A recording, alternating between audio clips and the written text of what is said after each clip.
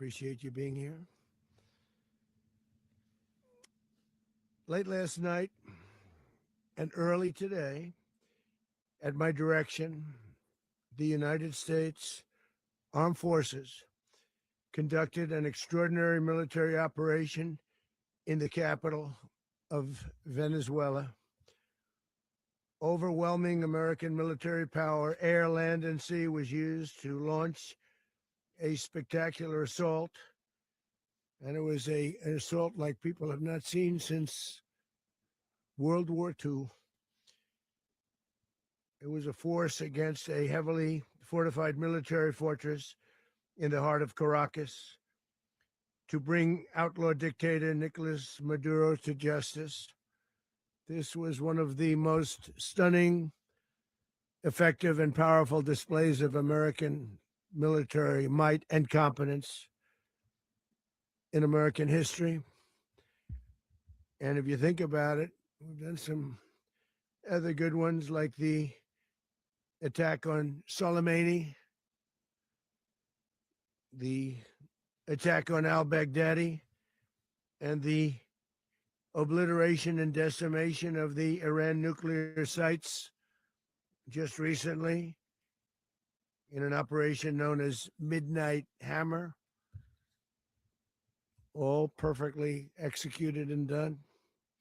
No nation in the world could achieve what America achieved yesterday, or frankly, in just a short period of time. All Venezuelan military capacities were rendered powerless as the men and women of our military, working with U.S. law enforcement, successfully captured Maduro in the dead of night. It was dark. The lights of Caracas were largely turned off due to a certain expertise that we have. It was dark and it was deadly. But captured along with his wife, Celia Flores, both of whom now face American justice.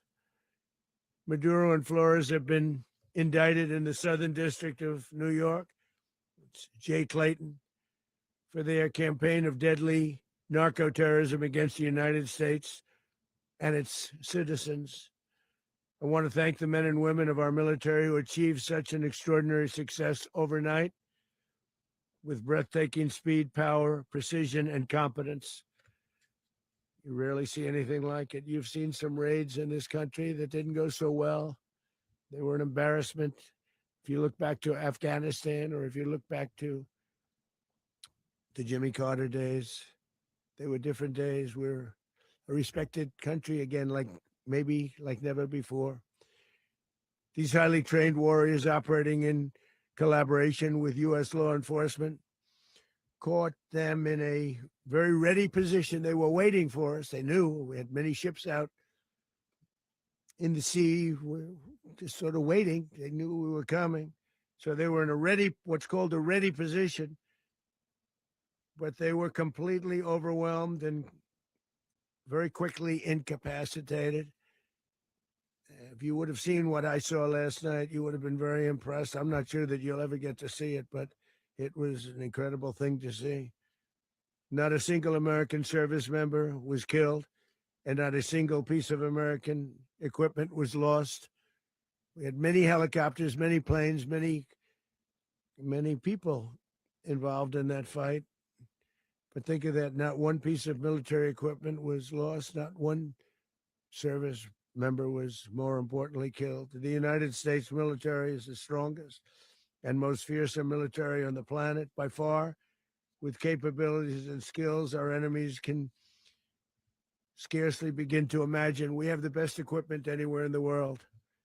There's no equipment like what we have. And you see that even if you just look at the boats. We've knocked out 97% of the drugs coming in by sea. 90%. Each boat kills on average, 25,000 people. We knocked out 97%. And those drugs mostly come from a place called Venezuela. We're going to run the country until such time as we can do a safe, proper, and judicious transition. So we don't want to be involved with having somebody else get in, and we have the same situation that we had for the last long period of years. So we are going to run the country until such time as we can do a safe, proper, and judicious transition. And it has to be judicious because that's what we're all about. We want peace, liberty, and justice for the great people of Venezuela. And that includes many from Venezuela that are now living in the United States and want to go back to their country. It's their homeland. We can't take a chance that somebody else takes over Venezuela that doesn't have the good of the Venezuelan people in mind. We've had decades of that. We're not going to let that happen. We're there now, and what people don't understand, but they understand as I say this, we're there now, but we're going to stay until such time as the proper transition can take place. So we're going to stay until such time as we're going to run it essentially until such time as a proper transition can take place. As everyone knows, the oil business in Venezuela has been a bust, a total bust for a long period of time. They were pumping almost nothing by comparison to what they could have been pumping and what could have taken place.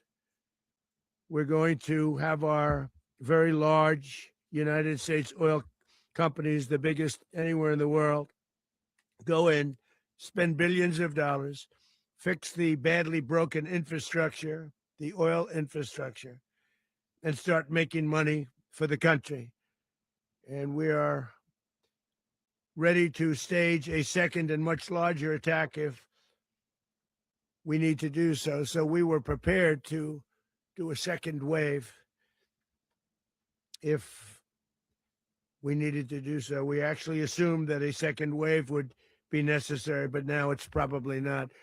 The first wave, if you'd like to call it that, the first attack was so successful, we probably don't have to do a second, but we're prepared to do a second wave, a much bigger wave, actually. This was pinpoint, but we have a much bigger wave that probably won't have to do. This partnership of Venezuela with the United States of America, a country that everybody wants to be involved with because of what we were able to do and accomplish, will make the people of Venezuela rich, independent, and safe. And it will also make the many, many people from Venezuela that are living in the United States extremely happy. They suffered. They suffered. So much was taken from them. They're not going to suffer anymore. The illegitimate dictator Maduro was the kingpin of a vast criminal network responsible for trafficking colossal amounts of deadly and illicit drugs into the United States. As alleged in the indictment, he personally oversaw the vicious cartel known as Cartel de las Solas, which flooded our nation with lethal poison, responsible for the deaths of countless Americans, the many, many Americans, hundreds of thousands over the years of Americans died because of him. Maduro and his wife will soon face the full might of American justice and stand trial on American soil. Right now, they're on a ship. They'll be heading to ultimately New York, and then a decision will be made, I assume, between New York and Miami or Florida. But we have people where the overwhelming evidence of their crimes will be presented in a court of law. And I've seen it. I've seen what we have. It's both horrible and breathtaking that something like this could have been allowed to take place. For many years after his term as president of Venezuela expired, Maduro remained in power and waged a ceaseless campaign of violence, terror, and subversion against the United States of America, threatening not only our people, but the stability of the entire region. And you all saw it. In addition to trafficking gigantic amounts of illegal drugs that inflicted untold suffering and human destruction all over the country, all over, in particular the United States. Maduro sent savage and murderous gangs, including the bloodthirsty prison gang, Tren de Aragua, to terrorize American communities nationwide. And he did indeed. They were in Colorado. They took over apartment complexes. They cut the fingers off people if they called police. They were brutal, but they're not so brutal now.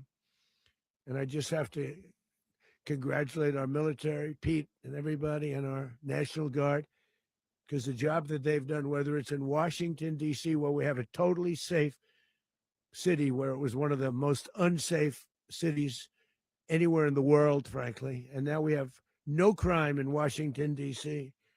We haven't had a killing. We had the terrorist attack a few weeks ago, a little bit of a different kind of a threat, but we haven't had a killing in a long period of time, 6-7 months. We used to have two, on average, 2 a week in Washington, our capital. We don't have that anymore.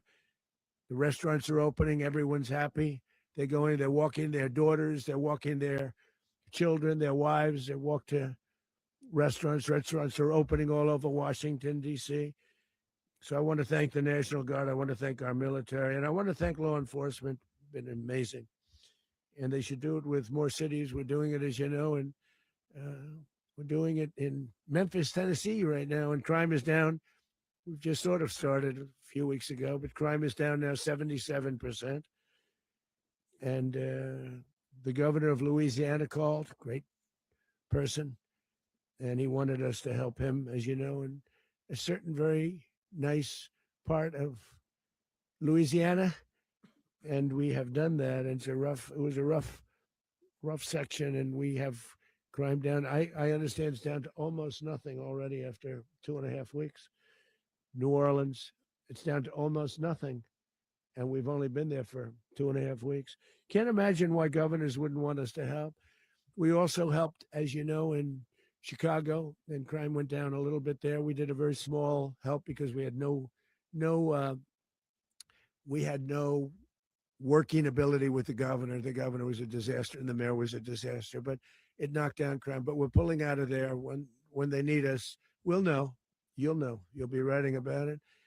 And likewise, Los Angeles, where we saved Los Angeles early on, where the head of the police department made a statement that if the federal government didn't come in, we would have lost Los Angeles.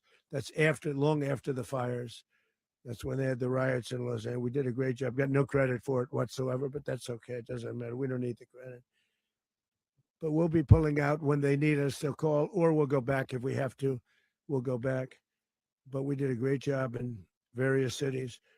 But the place that we're very proud of is D.C. because it's our nation's capital. We took it from being a crime-ridden mess to being one of the safest cities in the country. But the gangs that they sent raped, tortured, and murdered American women and children. They were in all of the cities I mentioned, Tren de Aragua. And they were sent by Maduro to terrorize our people. And now Maduro will never again be able to threaten an American citizen or anybody from Venezuela. There will no longer be threats. For years, I've highlighted the stories of those innocent Americans whose lives were so heartlessly robbed by this Venezuelan terrorist organization. Really one of the worst. One of the worst. They say the worst. Americans like 12-year-old Jocelyn Nungari from Houston. Beautiful Jocelyn Nungari. What happened to her? They, as you know, they kidnapped, assaulted, and murdered by Tren de Aragua animals. They murdered Jocelyn and left her dead under the bridge. There was a bridge that will never be the same to so many people after seeing what happened. As I've said many times, the Maduro regime emptied out their prisons, sent their worst and most violent monsters into the United States to steal American lives. And they came from mental institutions and insane asylums. They came from prisons and jails. The reason I say both, they sound similar. Actually, prisons, a little bit more hostile, a little bit tougher. A mental institution isn't as tough as an insane asylum, but we got them both. They sent from their mental institutions, they sent from their jails, prisons. They were drug dealers, they were drug kingpins. They sent everybody bad into the United States, but no longer. And we have now a border where nobody gets through. In addition, Venezuela unilaterally seized and stole American oil, American assets, and American platforms, costing us billions and billions of dollars.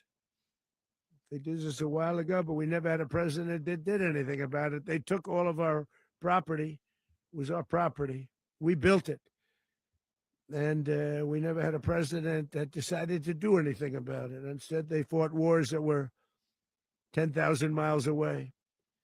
We built Venezuela oil industry with American talent, drive, and skill, and the socialist regime stole it from us during those previous administrations, and they stole it through force. This constituted one of the largest thefts of American property in the history of our country. Considered the largest theft of property in the history of our country. Massive oil infrastructure was taken like we were babies, so we didn't do anything about it. I would have done something about it. America will never allow foreign powers to rob our people or drive us back into and out of our own hemisphere. That's what they did. Furthermore, under the now deposed dictator Maduro, Venezuela was increasingly hosting foreign adversaries in our region and acquiring menacing offensive weapons that could threaten U.S. interests and lives. And they used those weapons last night. Potentially in league with the cartels operating along our border. All of these actions were in gross violation of the core principles of American foreign policy, dating back more than 2 centuries, and not anymore. All the way back, it dated to the Monroe Doctrines, and the Monroe Doctrine is a big deal, but we've superseded it by a lot, by a real lot. They now call it the Monroe Document. I don't know. It's Monroe Doctrine. We sort of forgot about it. It was very important, but we forgot about it. We don't forget about it anymore. Under our new national security strategy, American dominance in the Western Hemisphere will never be questioned again. Won't happen.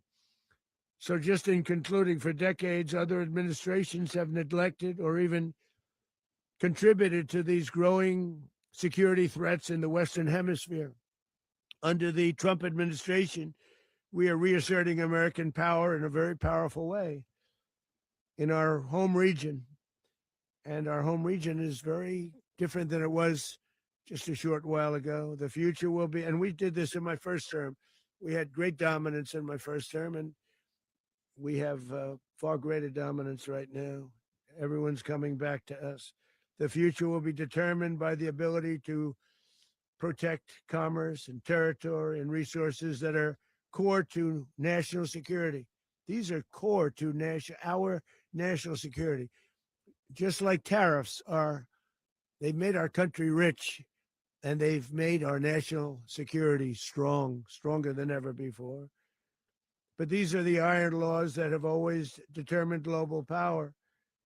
And we're going to keep it that way. We will secure our borders. We will stop the terrorists. We will crash the cartels, and we will defend our citizens against all threats, foreign and domestic.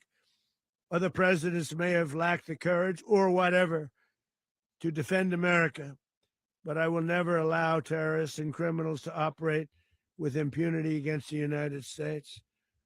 This extremely successful operation should serve as warning to anyone who would threaten American sovereignty or endanger American lives. Very importantly, the embargo on all Venezuelan oil remains in full effect. The American Armada remains poised in position, and the United States retains all military options until United States demands have been fully met and fully satisfied. All political and military figures in Venezuela should understand what happened to Maduro can happen to them, and it will happen to them if they aren't just fair, even to their people. The dictator and terrorist, Maduro, is finally gone in Venezuela. People are free. They're free again. It's been a long time for them, but they're free. America is a safer nation this morning. It's a prouder nation this morning because it didn't allow this horrible person and this country that was doing very bad things to us. It didn't allow it to happen. And the Western Hemisphere is right now a much safer place to be. So I want to thank everybody for being here. I want to thank General Raisin Kane. He's a fantastic man. I've worked with a lot of generals. I worked with some I didn't like. I worked with some I didn't respect. I worked with some that just weren't good. But this guy is fantastic. I watched last night one of the most precise attacks on sovereignty. I mean, it was an attack for justice. And I'm very proud of him. And I'm very proud of our Secretary of War, Pete Hegseth, who I'm going to ask to say a few words. Thank you very much.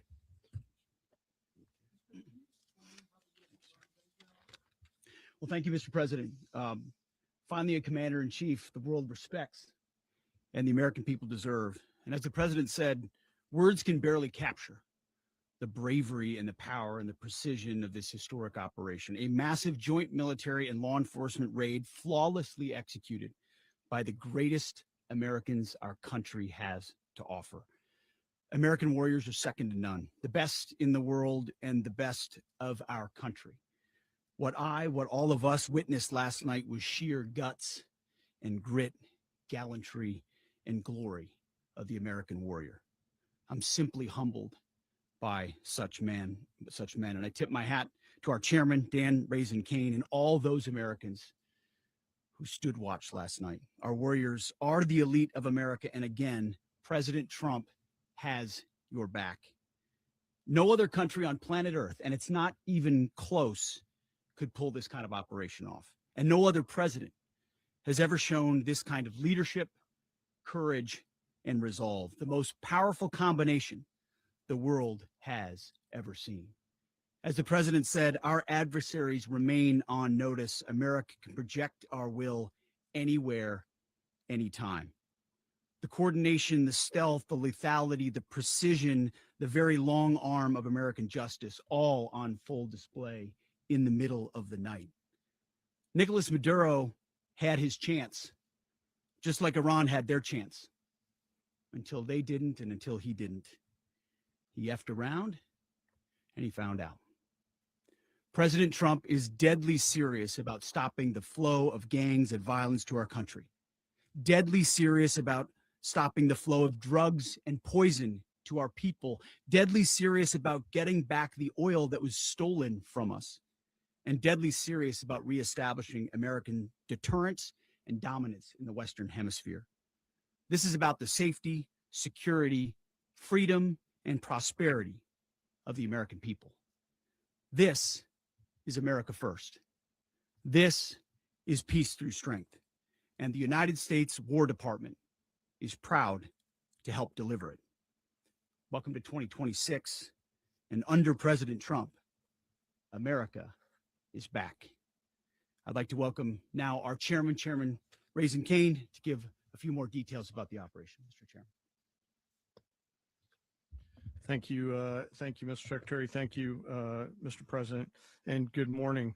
Last night, on the order of the President of the United States and in support of a request from the Department of Justice, as the President said, the United States military conducted an apprehension mission in Caracas, Venezuela, to bring to justice two indicted persons, Nicolas and Cecilia Maduro.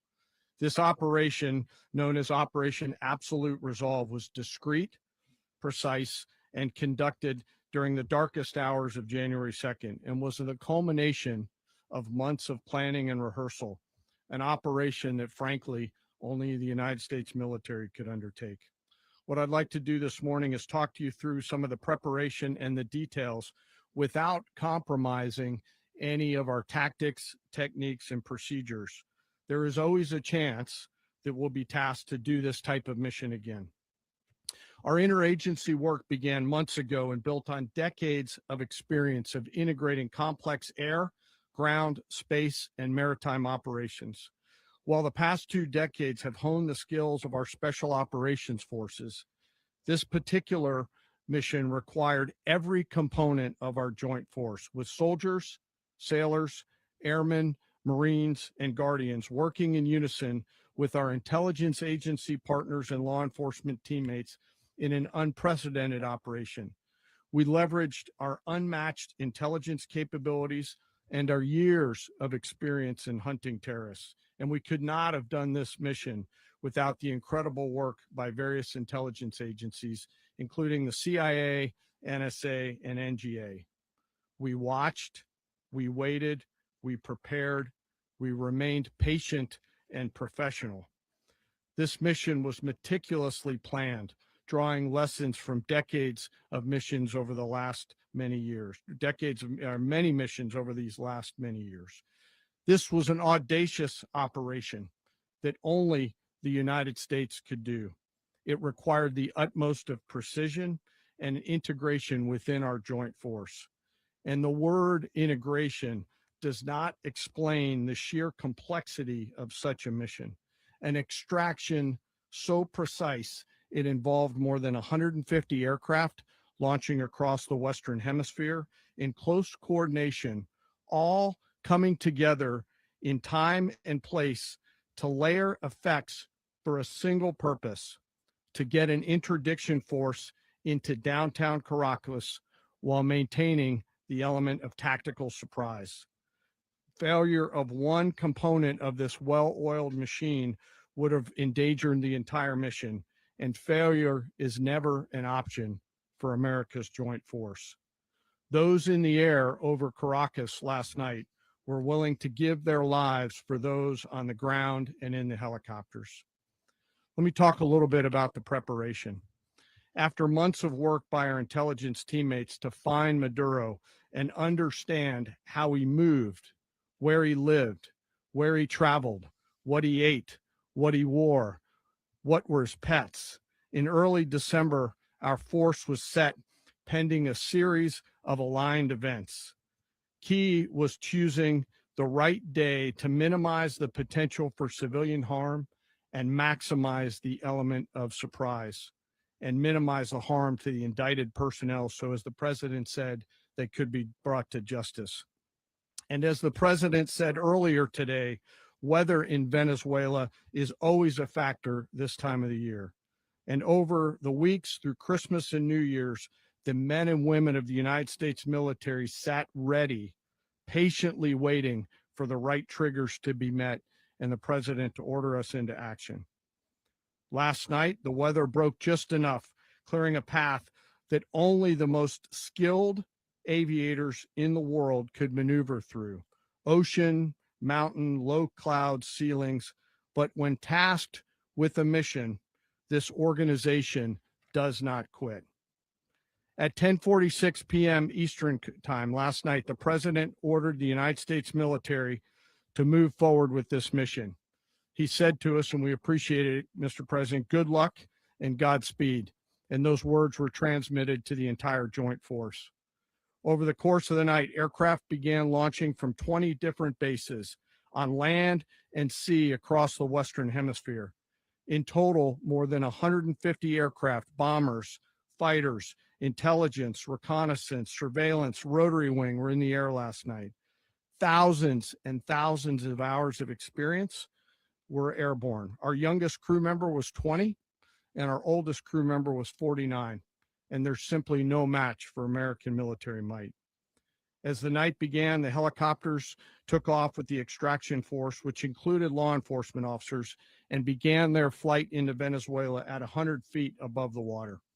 As they approached Venezuelan shores, the United States began layering different effects provided by Spacecom, Cybercom, and other members of the interagency to create a pathway. Overhead, those forces were protected by aircraft from the United States Marines, the United States Navy, the United States Air Force, and the Air National Guard.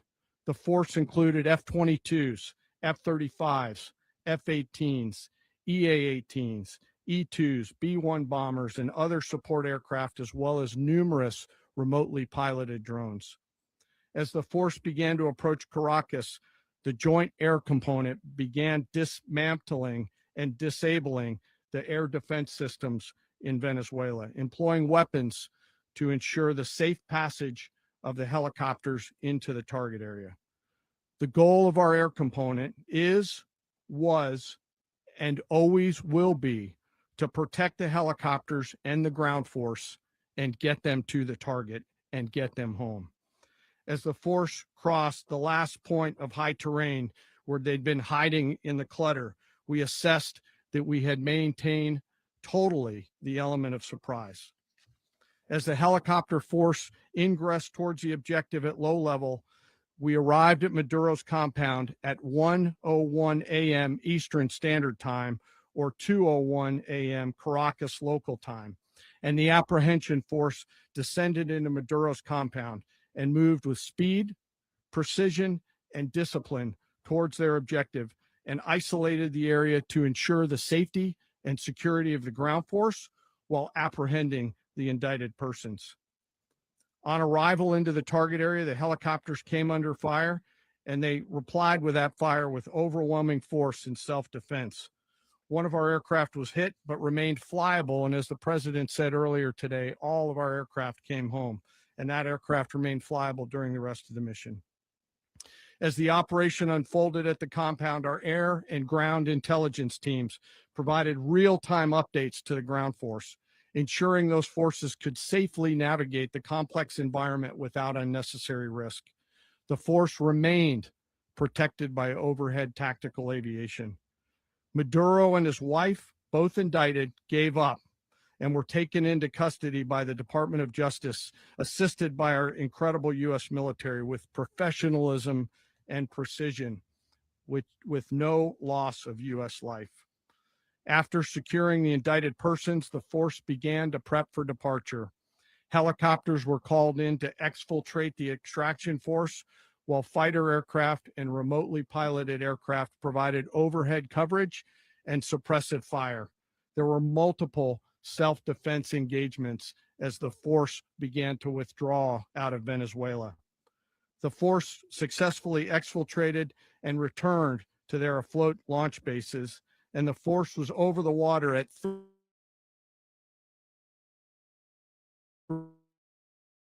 3 persons on board. And both Maduro and his wife were embarked aboard the USS Iwo Jima. In closing, what we've witnessed today is a powerful demonstration of America's joint force. We think, we develop, we train, we rehearse, we debrief, we rehearse again and again, not to get it right, but to ensure that we cannot get it wrong. Our jobs are to integrate combat power so when the order comes, we can deliver overwhelming force at the time and the place of our choosing against any foe anywhere in the world. I am immensely proud today of our joint force and filled with gratitude to represent them here today. There is simply no mission too difficult for these incredible professionals and the families that stand by them and support them. As we stand here this morning, our forces remain in the region at a high state of readiness, prepared to project power, defend themselves, and our interests in the region. This operation is a testament to the dedication and unwavering commitment to justice and our resolve to hold accountable those who threaten peace and stability. In closing, I want to express my heartfelt gratitude to the brave men and women who executed this mission. Their courage and tireless commitment to our nation are what makes us strong. Thank you, Mr. Secretary, and thank you, Mr. President. Well, I don't have much to add to what you've heard now, other than the following points. Nicolas Maduro was indicted in 2020 in the United States. He is not the legitimate president of Venezuela. That's not just us saying it. The first Trump administration, the Biden administration, the second Trump administration, none of those three recognized him. He's not recognized by the European Union and multiple countries around the world. He is a fugitive of American justice with a $50 million reward, which I guess we saved $50 million. And Yeah, exactly. But Don't let anybody claim it. Nobody deserves it but us. but I want to be clear about one thing. Nicolas Maduro had multiple opportunities to avoid this. He was provided multiple very, very, very generous offers and chose instead to act like a wild man, chose instead to play around.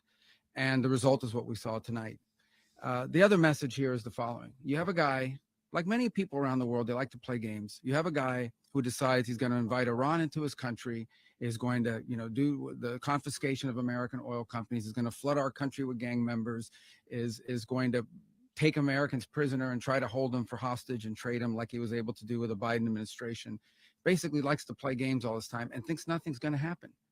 And I hope what people now understand is that we have a president. The 47th president of the United States is not a game player. When he tells you that he's going to do something, when tells you he's going to address a problem, he means it. He actions it. I can tell you, I've watched this process now for 14, 15 years, been around it. Everybody talks. I'm going to do this. I'm going to do that. When I get there, we're going to do this. We're going to take. This is a president of action. Like, I don't understand yet how they haven't figured this out. And now, if you don't know, now you know. Because this is the way it's going to play out. And I think people need to understand that this is not a president that just talks and does letters and press conferences. And, if he says he's serious about something, he means it. And this is something that was a direct threat to the national interest of the United States. And the president addressed it. There's a president of peace, by the way. I told you what I just said earlier. This guy had multiple opportunities to find his way somewhere else and figure out another. He could have been living somewhere else right now, very happy. But instead, he wanted to play big boy. And so now, he's got other sets of problems on his hands. And but I think that the message here should be for the world. Look, the president doesn't go out looking for people to pick fights with. He's not generally wants to get along with everybody. We'll talk and meet with anybody, but don't play games. Don't play games with this president's in office, because it's not going to turn out well. And so I hope that I guess that lesson was learned last night, and we hope it'll be instructive moving forward.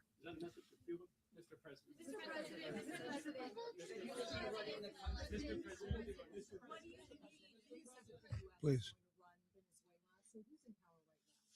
Well, we're going to be running it with a group, and we're going to make sure it's run properly. We're going to rebuild the oil infrastructure, which will cost billions of dollars. It'll be paid for by the oil companies directly. They will be reimbursed for what they're doing, but that's going to be paid. And we're going to get the oil flowing the way it should be. As you know, it was just a minor flow. It was actually a minor flow for what they have. But we're going to run it properly, and we're going to make sure the people of Venezuela are taken care of.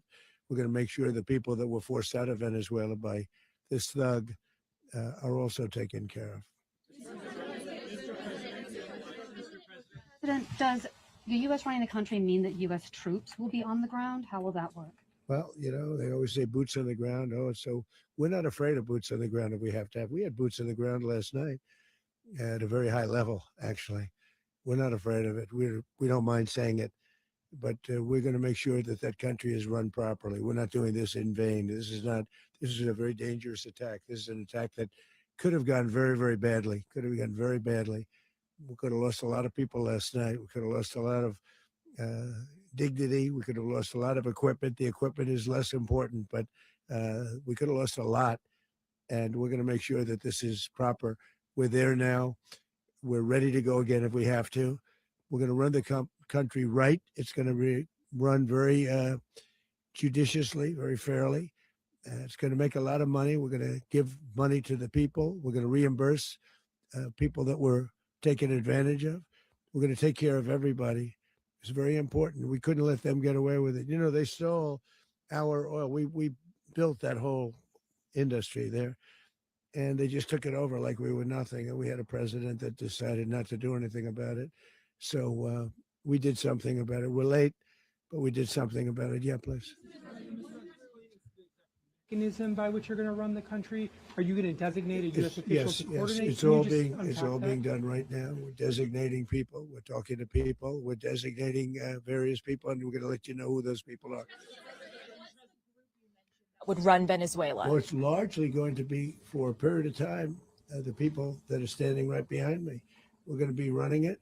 We're going to be bringing it back. It's a dead. I talk about a dead country.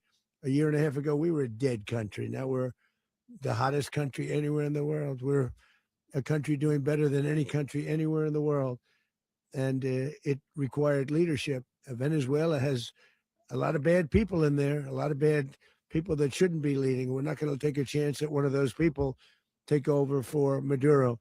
So you can look at and others. We have fantastic people, including people in the military.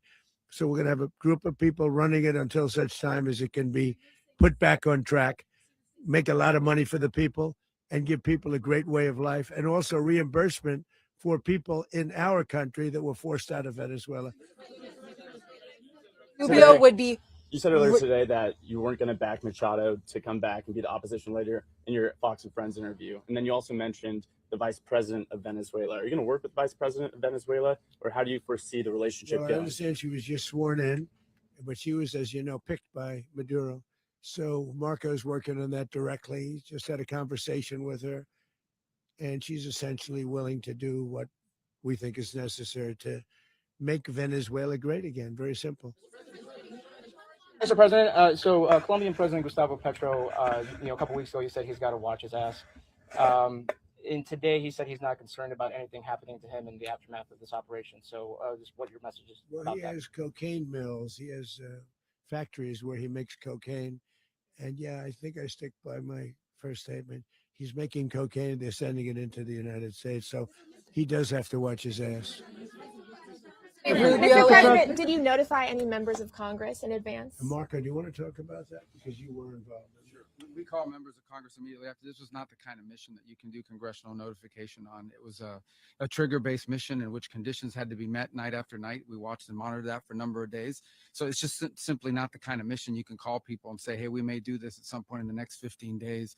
But it's largely a law enforcement function. Remember, at the end of the day, at its core, this was an arrest of 2 indicted fugitives of American justice, and the Department of War supported the Department of Justice in that job. Now, there are broader policy implications here, but it's just not the kind of mission that you can pre-notify because it endangers the mission. Plus, if I could add one thing to that, Congress has a tendency to leak. This would not be good. If they leaked, General, I think it would have been maybe a very different result. But I have to say, they knew we were coming at some point, a lot of ships out there. They sort of knew we were coming. We went through. But Congress will leak, and we don't want leakers. People to watch this all play out live. What was Maduro doing when the U.S. forces entered what I assume would be his home? And also, was there any point where the U.S. was considering if Maduro pushed back or resisted killing Maduro? It could have happened. It could have happened. He was trying to get into a safe place. You know what a safe place is, all steel. And he wasn't able to make it to the door because our guys were so fast. They went through the opposition so fast. And there was a lot of opposition. People were wondering, do we get them by surprise? Sort of surprised, but they were waiting for something. It was a lot of opposition. There was a lot of gunfire. You saw some of it today. But he was trying to get to a safe place, which wasn't safe because we would have had the door blown up in about 47 seconds, they say on average, regardless of how thick the steel was. It was a very thick door. It was a very heavy door, but he was unable to get to that door. He made it to the door. He was unable to close it. Go ahead, finish. To be in the time being right now, do you know his exact Well, whereabouts? eventually, ultimately, in the near future, he's going to be brought to New York. And where is he going to be held? Where is he going to be held in New York? Do you know? That's going to be up to the officials that do these things. Mr. President, the U.S. has something of a mixed track record of ousting dictators without necessarily a plan for what comes afterwards. Not with Did me. that weigh on your decision? Well, that's when we had different presidents, but with me, that's not true. With me, we've had a perfect track record of winning.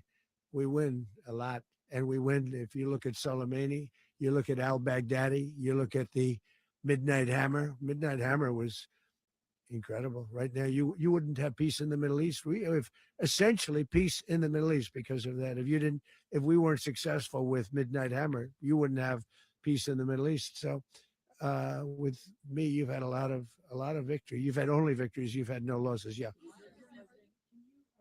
How long do you expect the U.S. to run Venezuela, and how soon do you want Venezuelan people to hold elections? So I'd like to do it quickly, but it takes a period of time. We're rebuilding. We have to rebuild their whole infrastructure. The infrastructure is rotted. It's actually very dangerous. It's blow up territory. Oil is very dangerous. It's a very dangerous thing to take out of the ground. can kill a lot of people. It has killed a lot of people doing just that. The infrastructure is old, it's rotted. Much of it is stuff that we put there 25 years ago, and we're going to be replacing it. And we're going to take a lot of money out so that we can take care of the country. Yeah. Are you saying that Secretary Rubio and Mr. President, China, Russia, and Iran have interests in Venezuela. How does this operation affect your relationships with them when Well, it in comes to terms the of oil and China drugs? and Russia, well, Russia when we get things straightened out. But in terms of other countries that want oil, we're in the oil business. We're going to sell it to them. We're not going to say we're not going to give it to them. In other words, we'll be selling oil probably in much larger doses because they couldn't produce very much because their infrastructure was so bad. So we'll be selling large amounts of oil to other countries, many of whom are using it now, but I would say many more will come. are you saying, Mr. President, are you to the people of saying that, Venezuela? One Mr. second, President, please. are Go you ahead, saying behind that? you, please. Mr. President, thank you. What is your message to the people of Venezuela today? Of course, the civilian population specifically, they have a lot of questions. What is your message to the people of That Venezuela? you're going to have peace, justice. You're going to have some of the riches that you should have had for a long period of time. It was stolen from you. But you're going to have peace and you're going to have safety. You're going to have justice. You're going to have a country. You're going to have a real country. You're going to have potentially a great country. You know, if you go back 20 years, maybe even a little longer ago, that was a great country and they destroyed it. Remember, I said that if we lose this election, the United States will be Venezuela on steroids. That's what would have happened. Had we lost the election, the 2024 election, we suffered so badly. When you look at the border from 2020, what they did, what Joe Biden administration did to our country should never be forgotten. But if we had to go through another year of that, we would be exactly where Venezuela was in terms. I used to say, if they win, we're going to be Venezuela on steroids, and that's what would have happened. President, thank you. Are you saying that Secretary Hegseth and Rubio are going to be running Venezuela, and will you be sending in U.S. military They're going to troops be to a team provide? that's working with the people of Venezuela to make sure that we have Venezuela right. Because for us to just leave, who's going to take over? I mean, there is nobody to take over. You have a vice president who's been appointed by Maduro. And right now she's the vice president and she's, I guess, the president. She was sworn as president just a little while ago. She had a long conversation with Marco and she said, we'll do whatever you need. I think she was quite gracious, but she really doesn't have a choice. We're going to have this done right. We're not going to just do this with Maduro, then leave like everybody else, leave and say, let it go to hell. If we just left, it has zero chance of ever coming back. We'll run it properly. We'll run it professionally. We'll have the greatest oil companies in the world go in and invest billions and billions of dollars and take out money, use that money in Venezuela. And the biggest beneficiary are going to be the people of Venezuela. And also, I can't stress this strongly enough, the people that got thrown out of Venezuela that are now in the United States. And frankly, some want to stay and some probably want to go back. Yeah. In the country, and were any of the detained Americans? Well, right now they're arrested very last night? protected because nobody's going to mess with us. They're very protected. The people of, and we let them know that you better not touch one of them. And are you concerned that bad elements of the Maduro regime will remain in place? Well, we know who they are. We're on them, and they're acting much differently now than they would have acted 2 days ago. Okay, wait, behind you, please. Mr. President, why is running a country in South America America first? Well, I think it is because we want to surround ourselves with good neighbors. We want to surround ourselves with stability. We want to surround ourselves with energy. We have tremendous energy in that country. It's very important that we protect it. We need that for ourselves. We need that for the world. And we want to make sure we can protect it. Yes, sir. Please, go ahead. Is there a message here for Cuba and Diaz-Canel? Well, Cuba is an interesting case. Cuba is, not doing very well right now. That system has not been a very good one for Cuba. The people there have suffered for many, many years. And I think Cuba is going to be something we'll end up talking about because Cuba is a failing nation right now, very badly failing nation. And we want to help the people. It's very similar in the sense that we want to help the people in Cuba, but we want to also help the people that were forced out of Cuba and living in this country. Do you want to say something about that, Marco, please?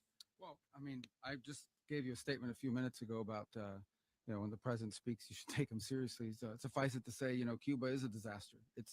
It's run by incompetent, senile men, and in some cases, not senile, but incompetent nonetheless. It has no economy. It's in total collapse. And by the way, they were, all of the guards that helped protect Maduro, this is well known, their whole spy agency, all that were full of Cubans.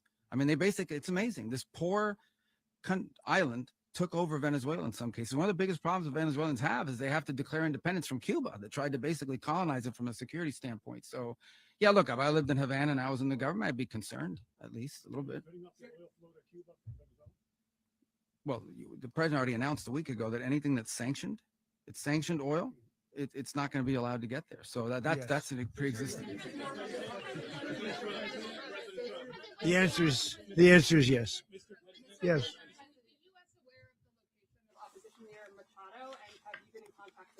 No, we haven't. No, we haven't. Mr. President.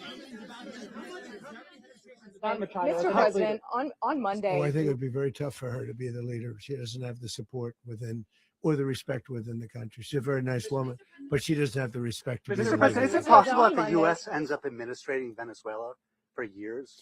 Well, it won't cost us anything because the money coming out of the ground is very substantial. So it's not going to cost us anything. We will. Well, we want safety there. We want to be surrounded by countries that aren't housing all of our enemies all over the world. That's what that was happening. And you don't want to have that. But we're going to be rebuilding and we're not spending money. The oil companies are going to go in. They're going to spend money. We're going to take back the oil that, frankly, we should have taken back a long time ago. A lot of money is coming out of the ground. We're going to get reimbursed for all of that. We're going to get reimbursed for everything that we spend. So it's going to be a very important. This is a very big evening that took place last night. We have to be surrounded by safe, secure countries. And we also have to have energy, very important. We have to have energy that's real energy, not where they're getting 4% and 5% of the energy out of the ground. You take a look, it was such a disaster. So what's going to happen with Venezuela, I think, over the next period of a year is going to be a great thing. And the people of Venezuela will be the biggest beneficiaries. Going to send in the U.S. military. Mr. President, thank you. What did you last speak to Maduro about when you spoke? And is the Well, US I don't want to at get war into with the Venezuela? conversations, but I did have conversations with him, and I said, you got to surrender. And I actually thought he was pretty close to doing so, but now he wished he did, yeah.